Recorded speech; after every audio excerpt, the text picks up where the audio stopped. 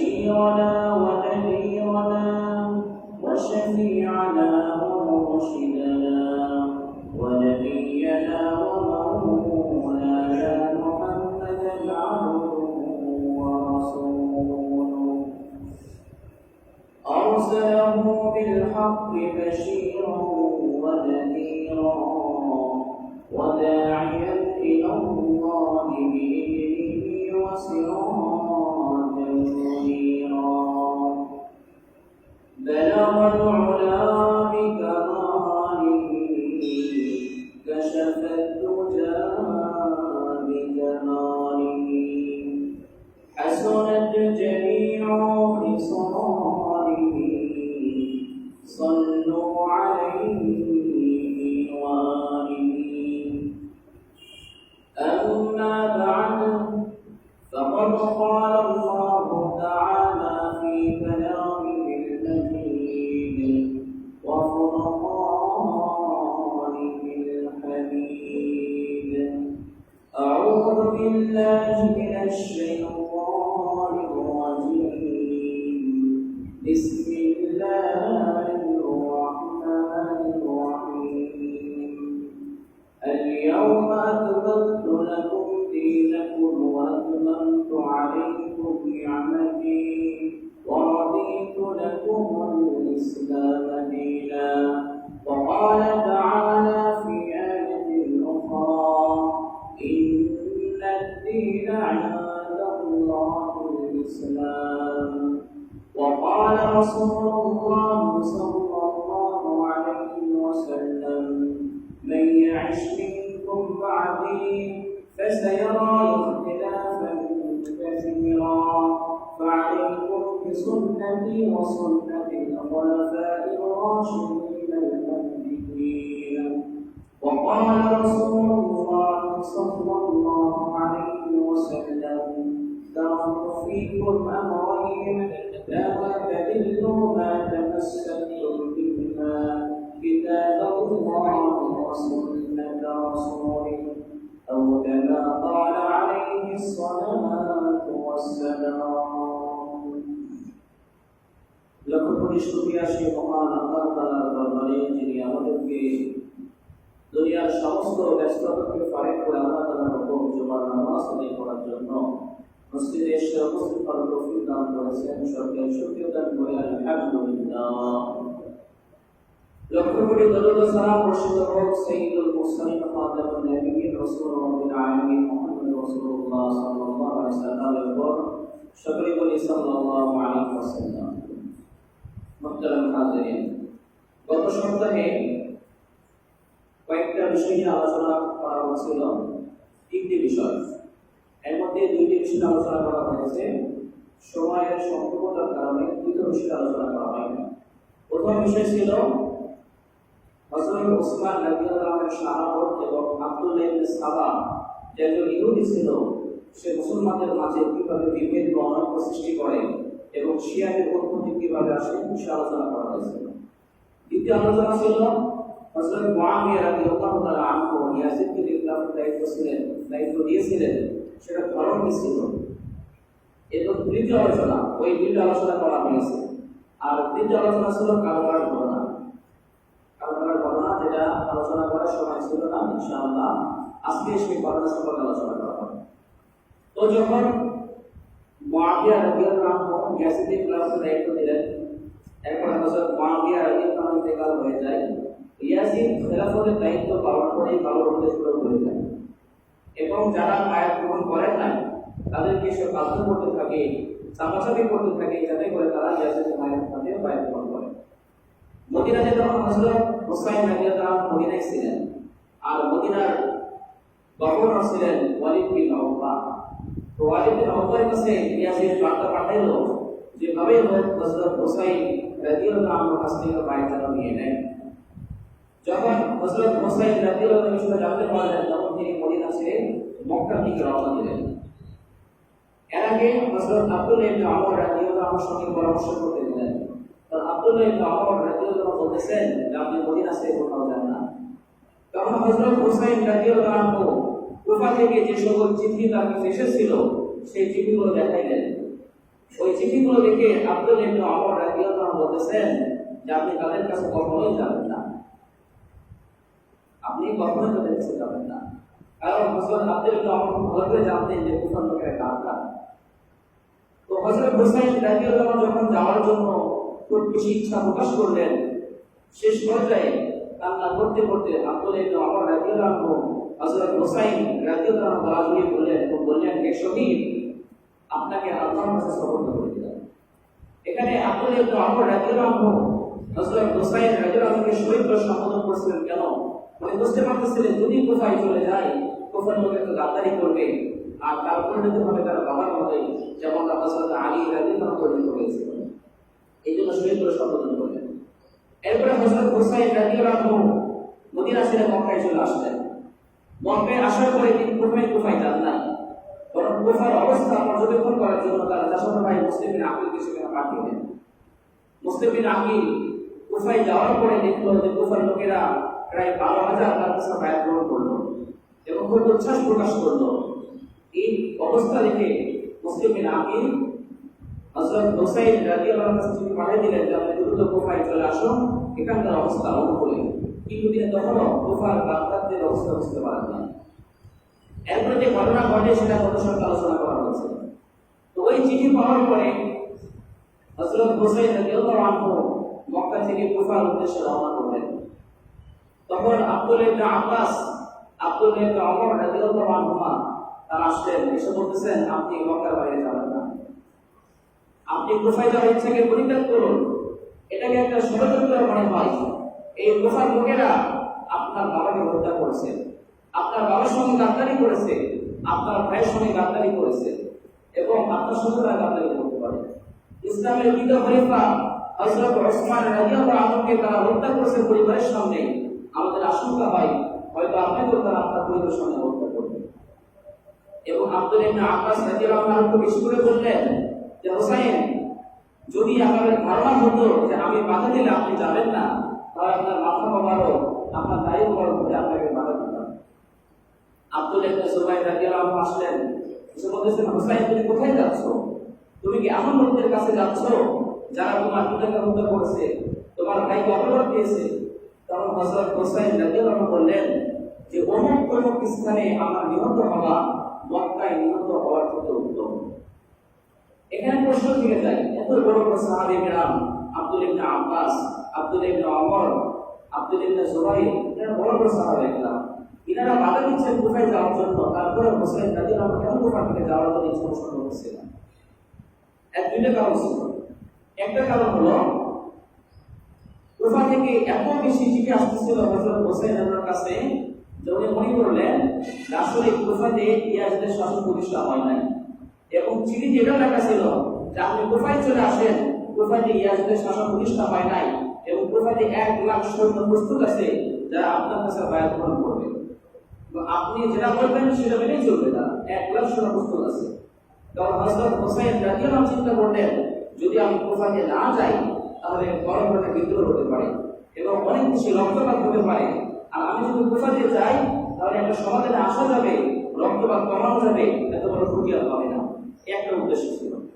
আর দ্বিতীয় উদ্দেশ্য ছিল যদি আমি মক্কায় থেকেই যাই, হযরত হুসাইন রাদিয়াল্লাহু আনহু চিন্তা করতেছেন যদি মক্কায় থেকেই যাই, এখন হজের মৌসুম চলতেছে, এই জন্য মক্কার গভর্নর আমাকে বায়াত করার জন্য জবরদস্তি করতে পারতেছে না, কিন্তু যখন হজের সময় শেষ হয়ে যাবে তখন মক্কার গভর্নর আমাকে বায়াত করার জন্য জবরদস্তি করবে, আমি বায়াত হব না, তখন মতানৈক্য সৃষ্টি হবে, বিরোধ সৃষ্টি হবে, এমনকি আমাকে হত্যা করতে পারে। তো মক্কায় হত্যা হওয়ার চেয়ে, মক্কায় নিহত হওয়ার চেয়ে অন্য জায়গায় নিহত হওয়া ভালো, কারণ মক্কা তো পবিত্র শহর, এই শহরে রক্ত ঝরুক, রক্তপাত হোক, এটা আমরা পছন্দ না। ঠিক এই দুইটা কারণ ছিল যে দুইটা কারণে হযরত হুসাইন রাদিয়াল্লাহু আনহু এত বাধা থাকা সত্ত্বেও কুফা থেকে যাওয়ার ইচ্ছা করলেন। তো যখন তিনি চলতে চলতে ইরাকের সীমান্তে পৌঁছে গেলেন, তখন মুহাম্মদ বিন আশআস, মুসলিম বিন আকিল শহীদ হওয়ার আগে মুহাম্মদ বিন আশআস নামে এক ব্যক্তির মাধ্যমে চিঠি পাঠিয়েছিলেন হযরত হুসাইন রাদিয়াল্লাহু আনহুর কাছে। তো যখন হযরত হুসাইন রাদিয়াল্লাহু আনহু ইরাকের সীমান্তে এসে পৌঁছে যান, তখন মুহাম্মদ বিন আশআস সেই চিঠি চলে আসে। সেই চিঠিতে লেখা ছিল যে আপনি আপনার পরিবার সহ মক্কায় ফিরে যান, কুফার লোকেরা তারা ধোঁকা দিয়েছে, কুফার লোকদের ধোঁকায় পড়েন না আপনি। এই কুফার লোকেরা আপনার পিতাকে হত্যা করেছে, তারা আমার সঙ্গে মিথ্যা কথা বলেছে এবং আপনার সঙ্গে তারা মিথ্যা কথা বলবে এবং আপনার সঙ্গে মিথ্যাচারিতা করবে। সুতরাং আপনি ফিরে যান কোথায়? মক্কাতে ফিরে যান। এবং আপনার পিতা সবসময় এদের কাছ থেকে মুক্তি চাইতেন। এই কথাগুলো চিঠির মধ্যে লেখা ছিল। যখন এই চিঠি হযরত হোসাইন রাদিয়াল্লাহু পড়লেন, তখন বুঝতে পারলেন যে কুফার লোকের আসলে বাদদার। তখন তিনি সেখান থেকে মক্কায় ফিরে যাওয়ার ইচ্ছা করলেন। কিন্তু মুসলিমদের আকিল ওরা পরিবারের সদস্যরাও হযরত হোসাইন রাদিয়াল্লাহুর সঙ্গে ছিলেন। হযরত হোসাইন রাদিয়াল্লাহুর সঙ্গে প্রায় 82 জন পরিবারের সদস্য ছিলেন। 82 জন। তো মুসলিমদের আকিলের আত্মীয়-স্বজনরা বলতেছে, না, আমরা ফিরে যাব না। যতক্ষণ পর্যন্ত মুসলিমদের আকিলের হত্যার বদলা না নিব, ততক্ষণ পর্যন্ত আমরা কোথাও ফিরে যাব না। প্রয়োজনে আমরা সবাই শহীদ হয়ে যাব, তবুও এই হত্যার বদলা আমরা অবশ্যই নিব। তখন হযরত হোসাইন রাদিয়াল্লাহু তাদের মনে সমর্থন দিয়ে আবার রওনা শুরু করলেন এবং চলতে চলতে কুফার সীমান্তে যখন পৌঁছলেন, তখন খলিদ বিন ইয়াজিদের সঙ্গে সাক্ষাৎ হয়ে যায়। খলিদ বিন ইয়াজিদ ছিল উবাইদুল্লাহ বিন জিয়াদের কমান্ডার। উবাইদুল্লাহ বিন জিয়াদের পরিচয় তো ভুলে গেছেন, আমরা স্মরণ করিয়ে দিই। উবাইদুল্লাহ বিন জিয়াদ ছিল একজন স্বৈরাচার নরপিশাচ, যার আদেশেই হযরত হোসাইন রাদিয়াল্লাহু হত্যাকাণ্ড ঘটে এবং শহীদ হয়ে যান। সে ছিল কুফার গভর্নর উবাইদুল্লাহ বিন জিয়াদ। তো যখন কুফার সীমান্তে পৌঁছে গেলেন, তখন খলিদ বিন ইয়াজিদের সঙ্গে সাক্ষাৎ হয়ে যায়। খলিদ বিন ইয়াজিদ সেই ইয়াজিদের বাহিনী হলেও লোকটি ভালো ছিল এবং হযরত হোসাইন রাদিয়াল্লাহু বললেন ছিল সবসময়। তখন সে হযরত হোসাইন রাদিয়াল্লাহু বলতেছেন, আপনি কুফায় যান না, কারণ কুফা থেকে আপনার জন্য কোনো কল্যাণ নাই। সেখানে ইয়াজিদের শাসন পরিপূর্ণ প্রতিষ্ঠা হয়ে গেছে। তখন হযরত হোসাইন চিন্তা করলেন, তাহলে কুফায় গেলে লাভ নাই আমার। এবার তিনি ফিকির করলেন, তাহলে আমরা যাই দামেস্কের দিকে সরাসরি ইয়াজিদের কাছে এবং ইয়াজিদের কাছ থেকে সরাসরি আলোচনা করে কোন একটা সিদ্ধান্তে আসতে হবে। এই জন্য রওনা শুরু করলেন এবং কারবালা প্রান্তে পৌঁছে গেলেন। এইদিকে উবাইদুল্লাহ বিন জিয়াদ তো পর্যবেক্ষণ করতেছে, নজরদারি করতেছে যে হোসেন কোথায় যায় না যায়। তো ওমর বিন সাদ সে ছিল উবাইদুল্লাহ বিন জিয়াদের সাহাবী। উবাইদুল্লাহ বিন জিয়াদ ওমর বিন সাদকে নির্দেশ দিয়ে পাঠিয়ে দিল, তুমি যাও যে হোসেনকে নিঃশর্তভাবে গ্রেফতার করো। কোনো শর্ত দিয়ে না, বরং নিঃশর্তভাবে, যদি নিঃশর্তভাবে গ্রেফতার হতে না চায় তাকে হত্যা করো। এটা ছিল উবাইদুল্লাহ বিন জিয়াদের নির্দেশ যে কারবালা ময়দানে যাও এবং হযরত হোসেন রাদিয়াল্লাহুকে নিঃশর্তভাবে গ্রেফতার করো, যদি গ্রেফতার হতে না চায় তাহলে হত্যা করো। ওমর বিন সাদ প্রথমে রাজি হয় নাই, কারণ নবী পরিবারের কোন সদস্যকে নবীর নাতিকে হত্যা করে এই কলঙ্কের দাগ গায়ে মাখাবে সে চায় নাই। উবাইদুল্লাহ বিন জিয়াদ যখন বাধ্য করে, তখন সে রাজি হয়ে যায় এবং 9 মুহররম ওমর বিন সাদ কারবালা ময়দানে চলে আসে এবং 9 মুহররম ওমর বিন সাদ এবং তার বাহিনী এবং হযরত হোসেন রাদিয়াল্লাহু মাঝখানে আলোচনা হয়। তখন হযরত হোসেন রাদিয়াল্লাহু এই কথা শোনার পরে বলেন যে আমাকে তোমরা দামেস্কে যাওয়ার সুযোগ দাও, ইয়াজিদের কাছে যাওয়ার সুযোগ দাও, সেখানে কোনো একটা আলোচনা করার সিদ্ধান্ত পৌঁছবো। ওমর বিন সাদ বলে যে না, এই সুযোগ দেওয়া যাবে না, কারণ উবাইদুল্লাহ বিন জিয়াদের নির্দেশ হলো আপনাকে নিঃশর্তভাবে গ্রেফতার করতে হবে। যখন এটা মানল না, তখন হযরত হোসেন রাদিয়াল্লাহু 3টা প্রস্তাব দিলেন। এক নম্বর প্রস্তাব ছিল, আমি যেখান থেকে এসেছি আমাকে সেখানে যাওয়ার সুযোগ দাও। 2 নম্বর প্রস্তাব ছিল, আমাকে ইয়াজিদের কাছে যাওয়ার সুযোগ দাও, যাতে করে তার কাছে গিয়ে আমাদের মাঝে যে মতবিরোধ আছে সেটাকে দূর করে নিতে পারি এবং প্রয়োজনে তার কাছে বাইর করতে পারি।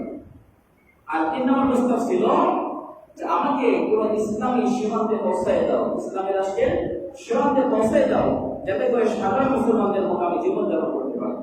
যখন হযরত হোসেন রাদিয়াল্লাহু আনহু 3টা প্রস্তাব দিলেন, ওমর বিন সাদ এই 3টা প্রস্তাব গ্রহণ করলো এবং সেই 3টা প্রস্তাব উবাইদুল্লাহ বিন জিয়াদের কাছেও সংবাদটা পৌঁছে দিল।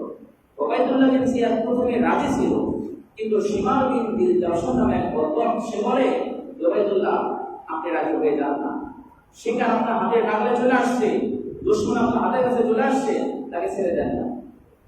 নবীজি নাতিকে সে দুশমন করতেছে, কত বড় পাষাণ ছিল শিমার। এই কথা শোনার পরে উবাইদুল্লাহ বিন জিয়াদের আবার মন পরিবর্তন হয়ে যায় এবং আগের সিদ্ধান্তে অটল থাকে যে না, নিঃশর্তভাবে গ্রেফতার করতে হবে, অন্যথায় হত্যা করে দেবে। এরপরে এই আদেশ দিয়ে ওমর বিন সাদকে আবার পাঠিয়ে দেয়। 10 মুহররম ফজর নামাজ শেষ। 10 মুহররম ছিল শুক্রবার, কোনো বাংলায় আমাদের শনিবার ছিল। এই 10 মুহররমে ফজর নামাজ শেষে যুদ্ধের জন্য 2টা দল সারিবদ্ধ দাঁড়িয়ে যায়।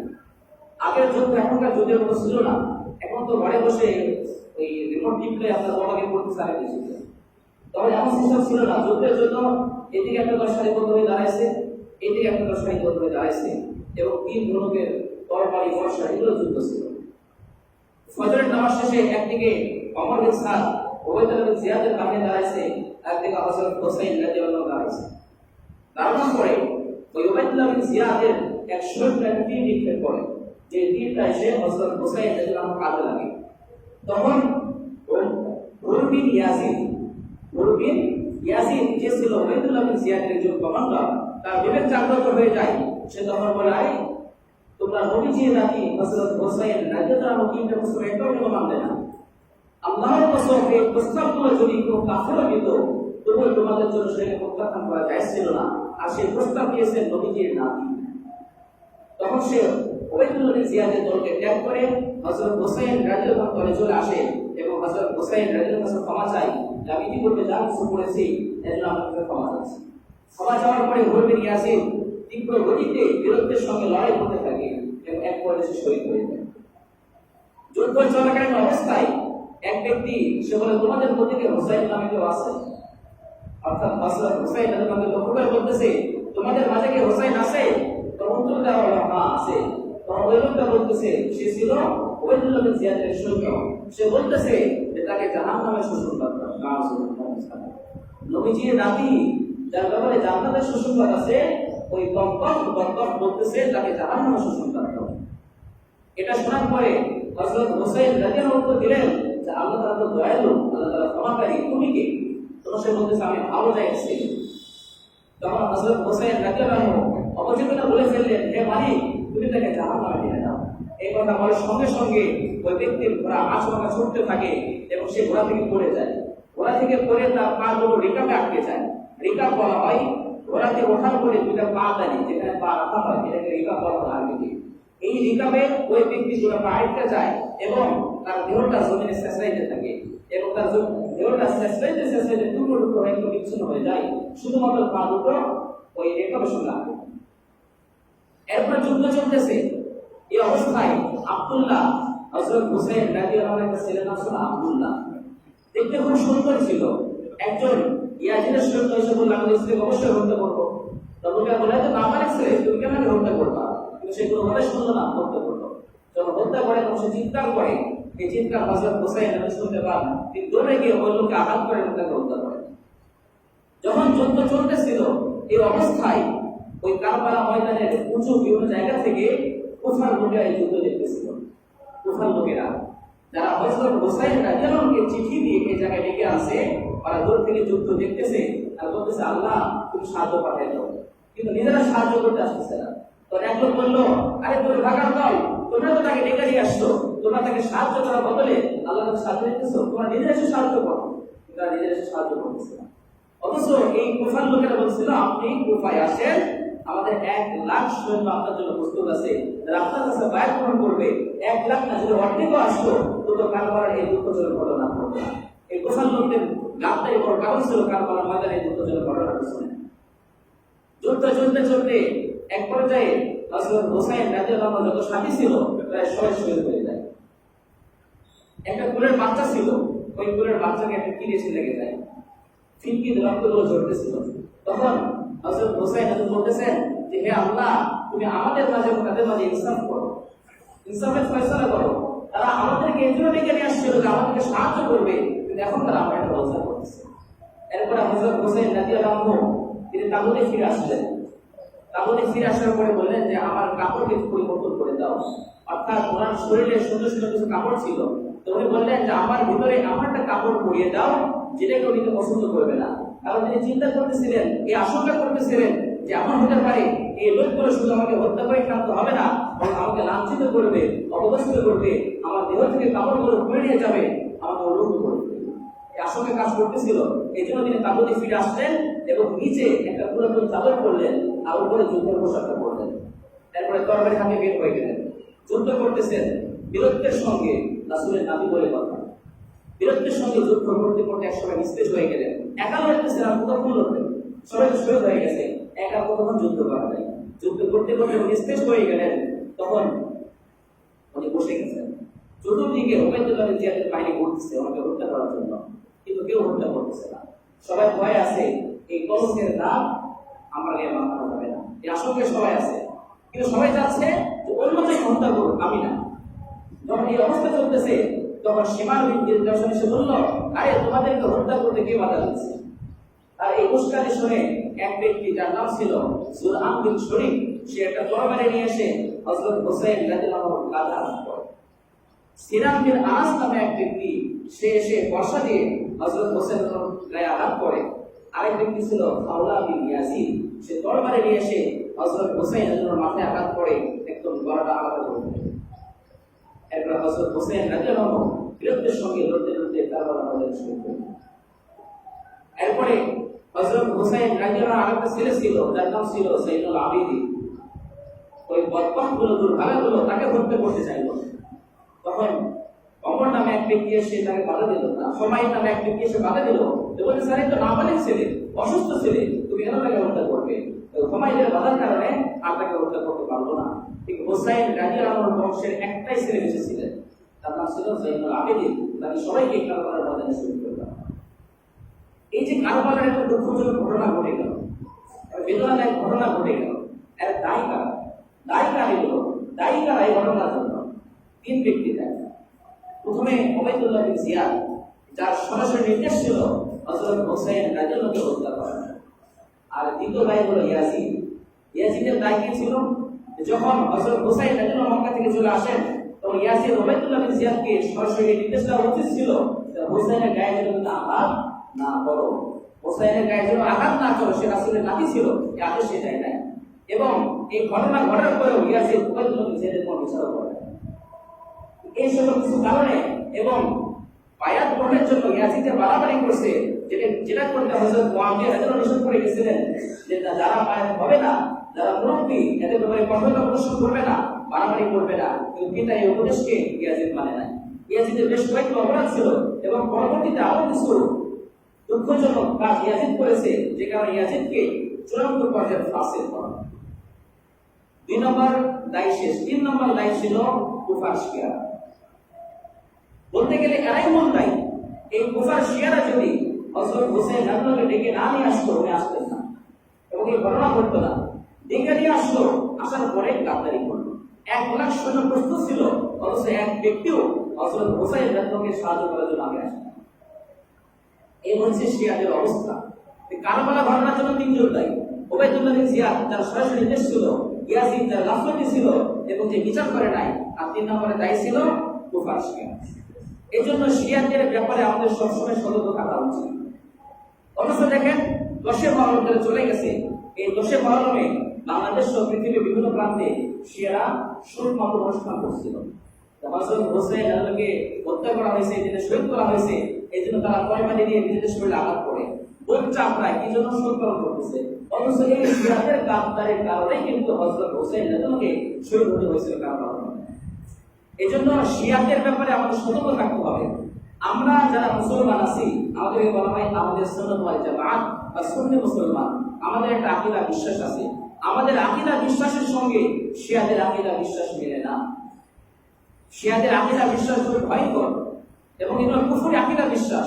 কয়েকটা বলি আপনাদের বুঝে আসবে, কারণ আমরা তো অত পড়াশোনা করি না, সময় পাই না। শিয়াদের আকীদা বিশ্বাস নিয়ে গবেষণা করবো, আলাদা লেখাপড়া করবো, এই সময়টা আমাদের কাছে নাই। যদি থাকতো তাহলে বুঝতে পারতেন যে শিয়াদের আকীদা বিশ্বাস কতটা ভয়ঙ্কর।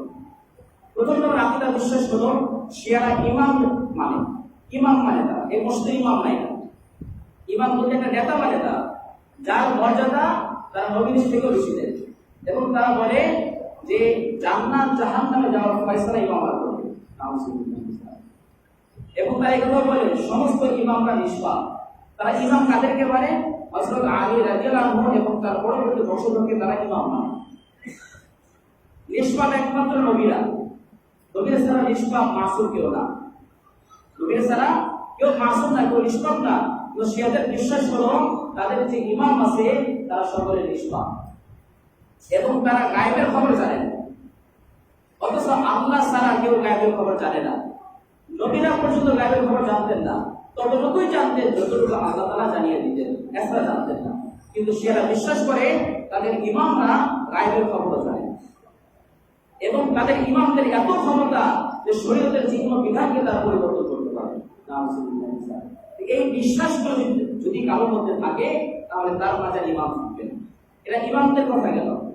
এরপরে নবীকে নেতার বিশ্বাস কেমন? শিয়াদের একটা কিতাব আছে যেখানে এটা কথা উল্লেখ করা আছে যে নবী হওয়ার কথা ছিল হযরত আলী, কিন্তু হযরত জিবরাইল আলাইহিস সালাম ভুল করছে, ভুল করে মুহাম্মাদের কাছে নবুয়ত দিয়ে আসছে। এই বিশ্বাস যদি কেউ করে তাকে মুসলমান বলার সুযোগ আছে? আপনাদের কি মনে হয় সুযোগ আছে?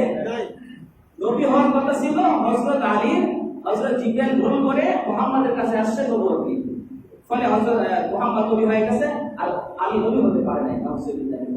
এই আকীদা বিশ্বাস লালন করে শিয়ারা।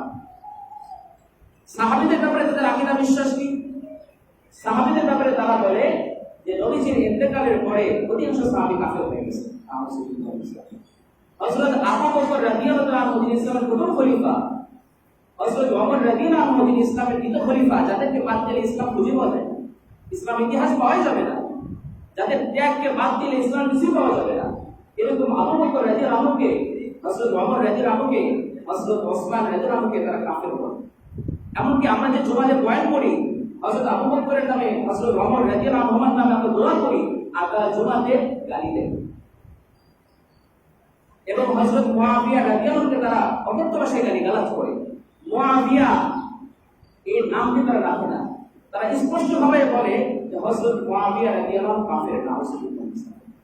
অথচ গত জুমার আগের জুমাতে সাহাবীদের মর্যাদা বলা হয়েছিল যে ব্যক্তি রাসূলের সাহাবাদের গালি দেয়, রাসূল বলেন তাদের উপর আল্লাহ লানত হোক, এবং রাসূল এটাও বলেন যে আল্লাহ ফি আসহাবি লা তাত্তাখিযু মাওলাম মিন বাদি, যে সাবধান আমার সাহাবাদেরকে তোমরা গালি দিও না, আমার সাহাবীদেরকে আমার উপরে ঠাট্টা বিদ্রুপের বস্তু বানাও না।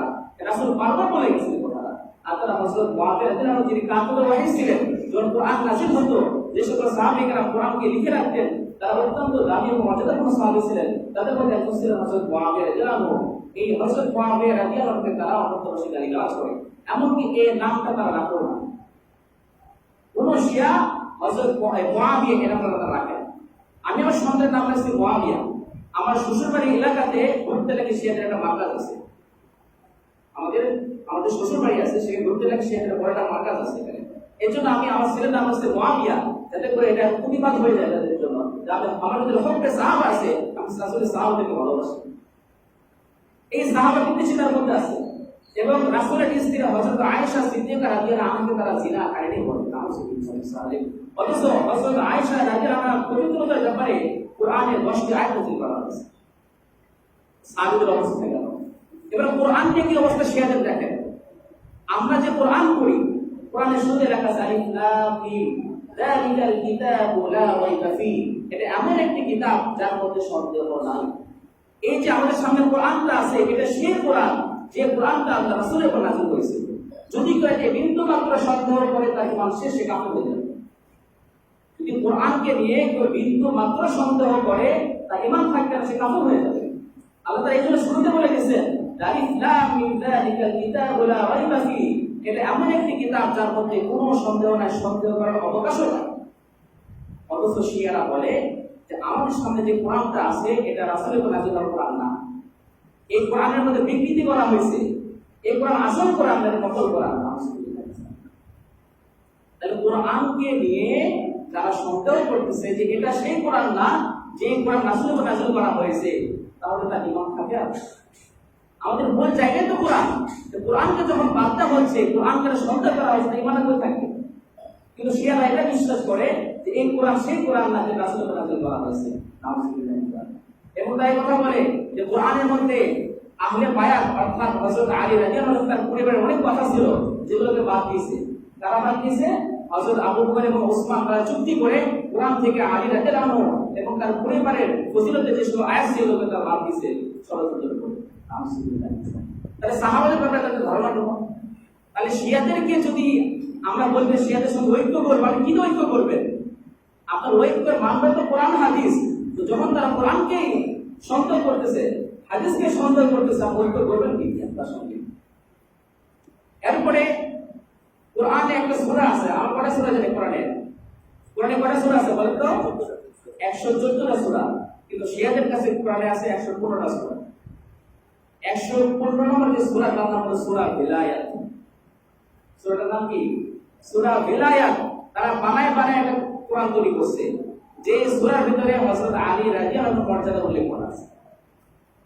তাহলে যারা কোরআনের মধ্যে পরিবর্তন করে তাদের মুসলমান থাকার কোনো সুযোগ নাই। এজন্য শিয়াদের অনেকগুলো দল আছে, তার মধ্যে রাফিদি যে শিয়া আছে এদেরকে ওলামায়ে কেরাম সুস্পষ্টভাবে কাফের বলে। এই সকল আকীদা বিশ্বাস যারা লালন পালন করে এদেরকে মুসলমান হওয়ার সুযোগ আছে? আপনাদের কি মনে হয়? আমাদের সাধারণ বিশ্বাসী খুব বেশি জ্ঞানের দরকার নাই, যে নবীকে নিয়ে সন্দেহ করতেছে, কোরআনকে নিয়ে সন্দেহ করতেছে, রাসূলের সাহাবাদেরকে কাফের বলতেছে, এরপরে ওই ব্যক্তি মুসলমান হতে পারে না।